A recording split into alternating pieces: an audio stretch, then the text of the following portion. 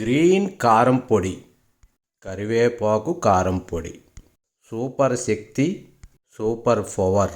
ఇంత health benefits ఉన్న కారం పొడి తయారీ పద్ధతి చూడాలనుకుంటున్నారా? హలో ఫ్రెండ్స్, నమస్తే. మేము ఈరోజు హోమ్ కుకింగ్ ఇది పౌడర్ తయారు చేసామండి. అదే పౌడర్ అంటే కరివేపాకు కారం పొడి, రుచిలో అమోఘం. ఈ కరివేపాకు కారం పొడి తయారు చేసాం. కారం పొడికి కావాల్సిన సామాన్లన్నీ ఇక్కడ లిస్ట్ పెట్టాను చూడండి. ధనియాలు, పసుపు, అలాగే అది చూడండి సాల్టు, మినపప్పు పొట్టు ఉన్నది, అలాగే నువ్వులు, అలాగే శనగపప్పు, జీలకర్ర అన్నీ 2 స్పూన్లు తీసుకున్నామండి కొలత. ఇది మినపప్పు 4 స్పూన్లు వేసాం, ఎండుమిరపకాయలు 15 వేసాం, చింతపండు ఒక పెద్ద నిమ్మకాయ అంతా. ఇది 10 కట్టలు కరివేపాకు తీసుకున్నామండి. చిన్న కట్టలు 10 కట్టలు కనీసం. మనకి దీనికి సరిపడా ఈ ప్రాసెస్ చూడండి. కరెక్ట్గా మీకు ఇదే పద్ధతిలో తయారు చేస్తే మంచిగా టేస్ట్, రుచి, వాసన మంచిగా వస్తుందండి. ఇప్పుడు కరివేపాకు ముందు ఏం చేయాలంటే మొత్తం కడిగేసుకొని కరివేపాకు ఒలుచుకొని కడిగేసిన తర్వాత ఎండలో పెట్టాలి. ఒక్కరోజు ఎండలో పెడితే డ్రై అయిపోతాయండి. అయితే ఇప్పుడు ప్రాసెస్లోకి వెళ్ళిపోదామండి. ఇప్పుడు శనగపప్పు వేయించుకున్నాం. ఏదైతే మనం చెప్పామో నేను చెప్పాను, శనగపప్పు 2 స్పూన్లు, మినపప్పు 2 స్పూన్లు.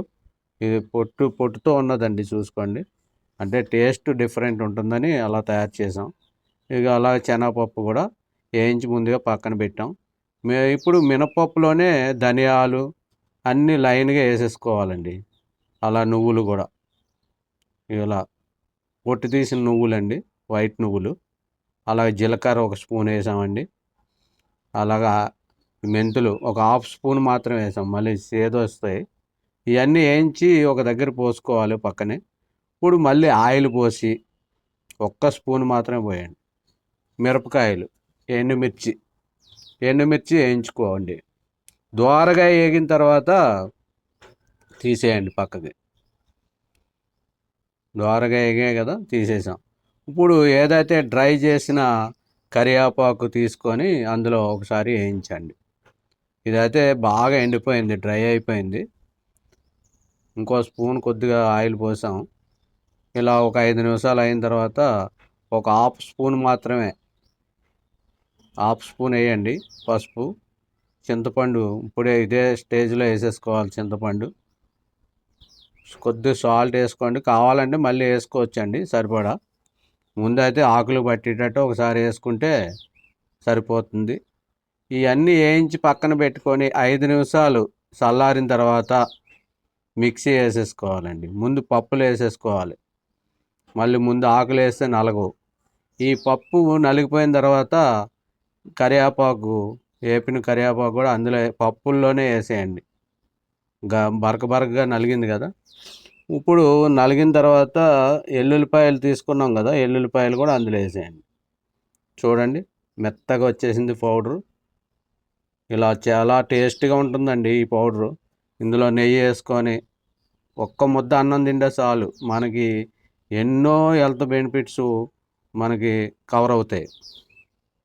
ఇంక హెల్త్ గురించి చెప్పాలంటే స్టమక్ పెయిన్, అంటే స్టమక్లో ఏదైనా ప్రాబ్లమ్స్ ఉంటే అవన్నీ క్లియర్ అవుతాయండి. అలాగే మొత్తం మనకి డైజెస్టివ్ ప్రాబ్లం కూడా సాల్వ్ అవుతుంది. అలా కంటికి అన్నిటికి మంచిదండి. ఇంకా ఎయిర్ ఫాల్స్ పనిచేస్తుంది, ఎయిర్ గ్రోత్.